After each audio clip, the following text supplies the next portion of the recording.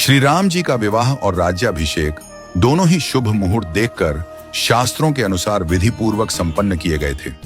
फिर भी न तो उनका वैवाहिक जीवन सुखद रहा और न ही राज्याभिषेक पूर्ण हो सका। विवाह के तुरंत बाद उन्हें वनवास मिला और राज्याभिषेक के दिन ही उन्हें राजमहल की जगह वन की ओर प्रस्थान करना पड़ा। यह सब विधि का विधान था।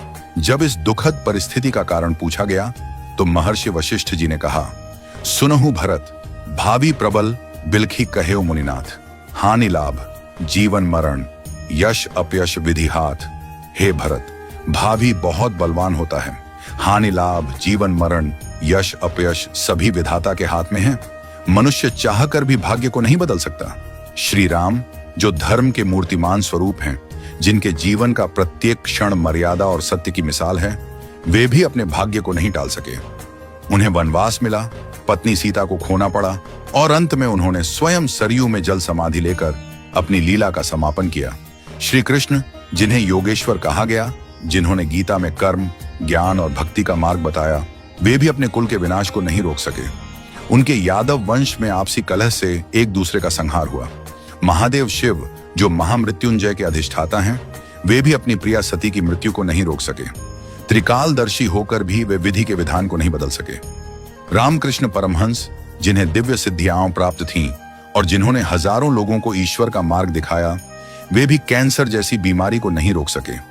उन्होंने कहा था, यह शरीर नश्वर है, आत्मा ही अमर है। रावण, जिसके पास अपार बल और ज्ञान था, जो शिव का भक्त था, वह भी अपने अहंकार के कारण नाश को नहीं टाल सका। कंस, जो जानता था कि श्री कृष्ण उसका अंत करेंगे, फिर भी विवश था।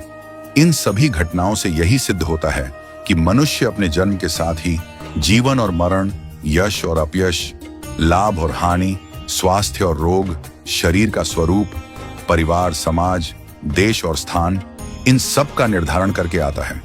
मनुष्य को यह भ्रम होता है कि वह सब कुछ नियंत्रित कर रहा है, लेकिन वास्तव में सब कुछ ईश्वर के संकेत से ही चलता है। इसीलिए साधक को चाहिए कि वह मन, वचन और कर्म से सहज, सरल और सदाचारी बना रहे, सदैव प्रभु का स्मरण करता रहे और अपने कर्तव्यों को श्रद्धा और निष्ठा से निभाए। मुहूर्त न जन्म के लिए तय होता है, न मृत्यु के लिए। जब जन्म और मृत्यु ही निश्चित नहीं होते, तो बाकी सब कुछ क्षणिक और अस्थायी है।